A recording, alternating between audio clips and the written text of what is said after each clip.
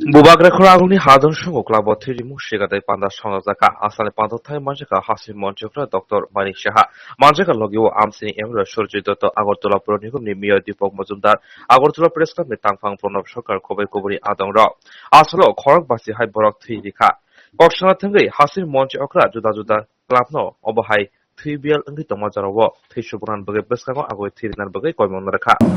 কারণ এই বিষয় নিয়ে পার্টিকুলারলি আইন শৃঙ্খলা নিয়ে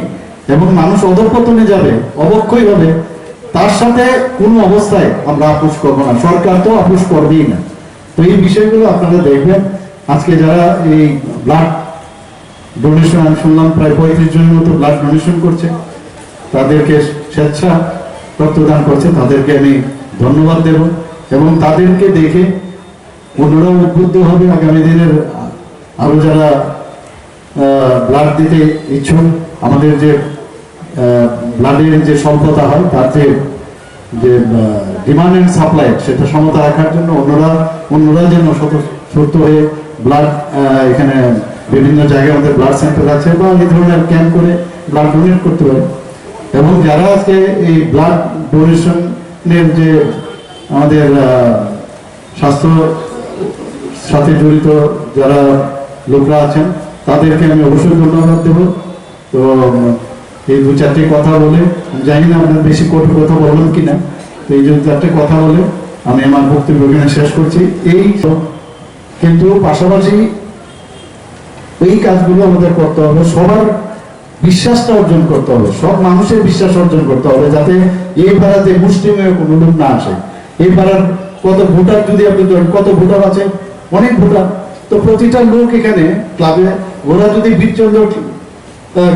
লাইব্রেরিতে গিয়ে বই পড়তে পারে তো ক্লাবের মধ্যে কেন আসবে না বিভিন্ন বিষয়ে সেমিনার নিয়ে কথা বলবে না বিভিন্ন উপদেশ দেবে না আমি এমনও দেখেছি যখন আসে কোনো কিছু বলতে যিনি ক্লাবের হর্তাকর্তা উনি বলে আরে আপনি চুপ করুন আমি যেটা বলছি সেটাই এই ধরনের বাতাবরণ আমি বলছি না একদম 100% এখন ত্রিপুরাতে নেই কিন্তু এই বাতাবরণ আমাদের প্রতিষ্ঠিত করতে হবে বড় কষ্ট হয় যখন এইসব জিনিস দেখি যে একটা এরিয়ার মধ্যে যেতে গেলে কারোর কাছে রেজিস্ট্রেশন কেন আমি চাইবো আমি এখানে রেসিডেন্ট আমার রেসিডেন্সিয়াল সার্টিফিকেট আছে তো আমি কাউকে ভয় পাবো কেন তো এই ধরনের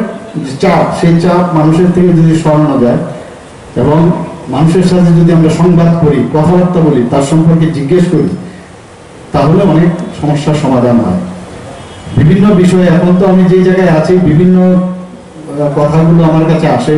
বিভিন্ন রিপোর্ট আমার কাছে আসে তো যখন এগুলো শুনি এইগুলোই করব না ডেভেলপমেন্ট করব দেশের ডেভেলপমেন্ট করব আজকে যেসব ইস্যুগুলো বড় বড় ইস্যুগুলো আছে এগুলো করব না খালি এইসবই করব তো একমাত্র আপনাদের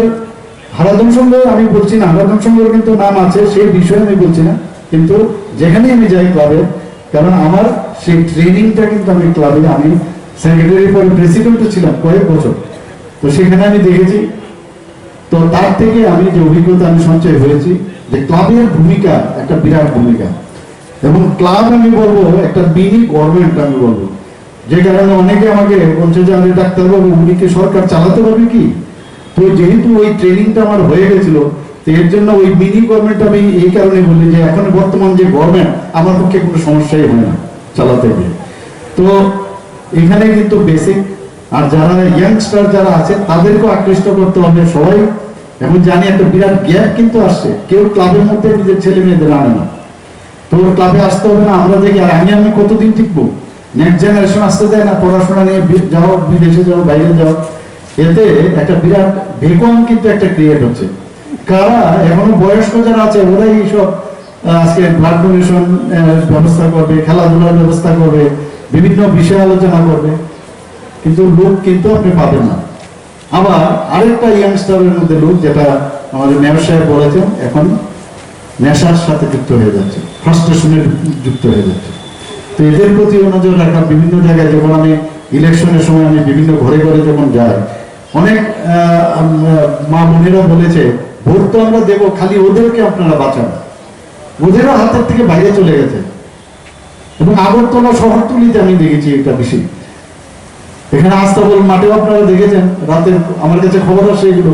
এইগুলো তো আপনাদেরও দায়িত্ব, যে একটা মাঠ আছে, সেই মাঠের মধ্যে সন্ধ্যের পরে কেন কিসের আড্ডা ভাই তোমার এখানে, খেয়ে কি করছে এখানে, সরকার সাহায্য করবে, আপনারা এই বিষয়ে এগুন এটা মানে সবাই মিলে যদি আমরা সাহায্য করি তাহলে লোক কিন্তু কম, ভালো লোক কিন্তু বেশি, তাদেরকে একসাথে করা এবং এই বিষয়গুলোকে অ্যাড্রেস করা। উত্তর শ্রী ভিত্তিক ঘটক, এখানে আমার বহু ডাক্তারবাবুরাও আছেন, আমি ওনাদের দেখতে পাচ্ছি। ব্লাড ছাড়া আমরা অপারেশন টেবিলে গেলে আগে জিজ্ঞেস করি যে ব্লাড রেডি আছে কিনা, 2 বোতল নিয়ে মিনিমাম 2 বোতল, মানে বলে 1 বোতল দিলেই চলে, হবে না, ডাক্তারবাবু আমার সাথে একমত হবে, 2 বোতল যদি না থাকে আমরা সাধারণত, কারণ কোনো লাভ হয় না, তবে আমরা অপারেশনে নামে। তো আমরা সবসময় রক্ত নিয়েই খেলাধুলা করি। তো আমার এখানে একটা ছোট্ট একটা ঘটনা আমি বলি। একবার যখন স্টুডেন্ট লাইফে কলেজ থেকে রাত্রিবেলা সিনেমা দেখে ফিরছি, তো কিছু লোক আমরা 8-10 জন ডাক্তারবাবুরা আছিলাম, তো ওদের সাথে ঝগড়া হয়ে গেছে রাস্তায়। তো এক ডাক্তারবাবু বলছে, তো ও একটা ছুরি বের করেছে, পাটনার কথা বলছি, ছুরি বের করেছে, বলে বেশি কথা বলবেন না, এরকম করবো। তো ওই ডাক্তারবাবু বলছে, তুমি যে ছুরিটা বের করেছো, এই ছুরি আমরা রোজ হসপিটালে দেখি,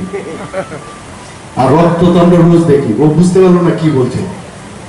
তো আমাদের ছুরি টুরি দেখাবে না, আর ডাক্তারদের উপর আক্রমণ তো সর্বত্র,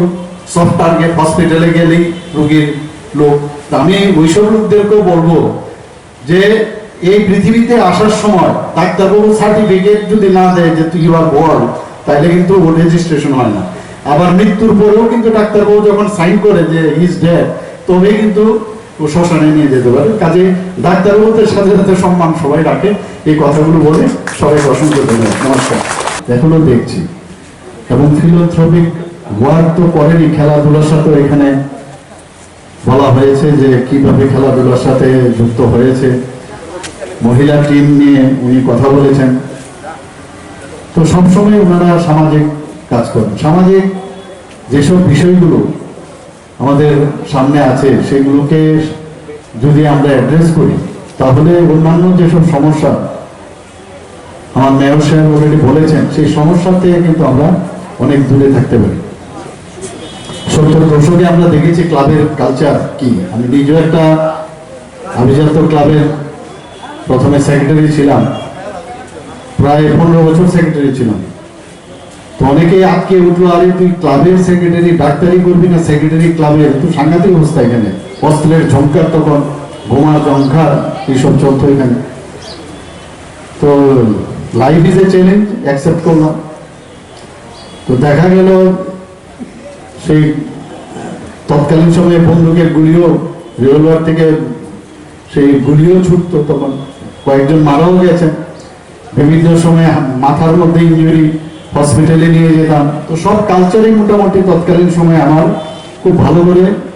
অভিজ্ঞতা আছে। কিন্তু আজকের তারিখে যে পরিবর্তন, সেটাই ভাবা যায় না। এমন একটা সময় ছিল যে কোন ক্লাব বেশি শক্তিশালী, বহু লোক অন্য পাড়ার হয়েও ওই পাড়াতে গিয়ে তার মেম্বারশিপ নিত, যাতে ওর নিরাপত্তার দিক দিয়ে যেন নিশ্চিন্ত থাকে। এটা কিরকম অবস্থা ছিল যে আমি এক জায়গার কিন্তু আরেক পাড়াতে, আমার সাথে শক্তিশালী একটা ক্লাব আছে, কোনো সময় কোনো অসুবিধা হলে আমি সমস্যায় পড়লে ওরা বাঁচাবে। অর্থাৎ সামাজিক কাজ কিন্তু নেই, খালি বাঁচার জন্য ওই ক্লাবের সাথে যুক্ত হওয়া। মানে কোথায় কনসেন্ট্রেট করবো পড়াশোনার প্রতি, কোথায় কনসেন্ট্রেট করবো সামাজিক কাজকর্মের প্রতি, কিন্তু তার থেকে দূরে গিয়ে আমরা দেখি ওইসব ক্লাবের প্রতি উচ্ছৃঙ্খল ক্লাব, আমি বলবো ওই সময় যে উচ্ছৃঙ্খলতা ছিল, সেই দিকে আমরা দাবিত হতাম যে নিজের নিরাপত্তা যেন ঠিক থাকে। তো আমি বলবো মানুষ যদি ঠিকভাবে শ্বাস প্রশ্বাস না নিতে পারে, কেন ভয়ে থাকে। আমি এরকমও দেখেছি অনেক ক্লাবের কর্মকর্তা, ওই বেশি তো লোক কাজ করে না ক্লাবে, কিন্তু ওই ক্লাবের যে কর্তা, ওকে যদি একবার হ্যালো না বলা হয়, তো সাধারণ মানুষ হ্যালো বলেছে মানে আমার রেজিস্ট্রেশন হয়ে গেছে, আমি পাড়াতে আরামসে থাকতে পারবো, এই ধরনের মানসিকতা কিন্তু অনেকের আছে। কিন্তু ওই লোকগুলো কিন্তু আমি দেখেছি কোনো অবস্থায় ক্লাবের সাথে যুক্ত হয় না। কিন্তু ব্যক্তিগত জীবনে আমি দেখেছি যারা ক্লাবের সাথে যুক্ত, ওরা আগামী দিনে দেখলাম যে অনেক বেশি এস্টাবলিশ। আর যে লোকটা ওই কলার ছড়ি কিনে সন্ধ্যার সময় আস্তে আস্তে বাড়ির ক্লাবের পাশ দিয়ে চলে গেছে, এর গার্হস্থ্য সমস্যা এবং সামাজিক ভাবে ও কিন্তু অনেক পিছিয়ে গেছে এবং ওর সমস্যাই সমস্যা। আর যারা ক্লাব নিয়ে থাকে দেখা গেল মানুষের সব সমস্যার সমাধান করে এবং নিজের সমস্যা তো কোনদিনই আসে না এবং ভালোভাবে সমাজে প্রতিষ্ঠিত। তো আমি এটার একটা কারণ আছে, এটা কিন্তু বুঝতে হবে যে ভালো ভালো যারা সমাজের জন্য সত্যিকারের অর্থে যাদের ইন্টেলেক্ট আছে তারা যদি দিতে পারে তাহলে আরো বেশি সমৃদ্ধ হবে পাড়া এবং ক্লাব এবং ওই অত্র এলাকা। তাদেরকে আকৃষ্ট করতে হবে যাতে এই ক্লাবের প্রতি আসে। আমরা অনেক ধরনের কালচার আমরা শুনি, জায়গা কিনলে পয়সা দিতে হবে, কিছু একটা বেচা কিনি বলে পয়সা দিতে হবে। তো এর থেকে বাঁচতে গিয়ে ঠিক আছে ডোনেশন একটা বিষয়, ডোনেশন অব্দি ঠিক আছে, কিন্তু জবরদস্তি আমার যদি মনের থেকে আমি মনে করি যে না এই ক্লাব ভালো কাজ করছে এর জন্য আমি ডোনেশন দিলাম, সেটা একটা দিক। কিন্তু গায়ের জুড়ে একটা আতঙ্কের মধ্যে থাকে, কোথাও একটা পাড়ার মধ্যে একটা জায়গা কিনবে বা বিক্রি হবে, এখন তো বিক্রি করলেও নাকি পয়সা দিতে হয়। এক ভদ্রলোক বিক্রি কখন করে? যখন তার টাকার প্রয়োজন তবেই তো বিক্রি করে। আগে ছিল কিনলে পয়সা, এখন বেচতে গেলেও নাকি পয়সা। তো আমি এই কালচার থেকে এই গায়ের জোর দিয়ে আর মানে পুলিশ দিয়ে বাহিনী দিয়ে কিন্তু এগুলো সমাধান সম্ভব নয়। তো সম্ভব একমাত্র সামাজিক যারা এই ধরনের সংস্থা চালায় এবং এনজিও যারা চালায় তাদের অনেক বেশি দায়িত্ব।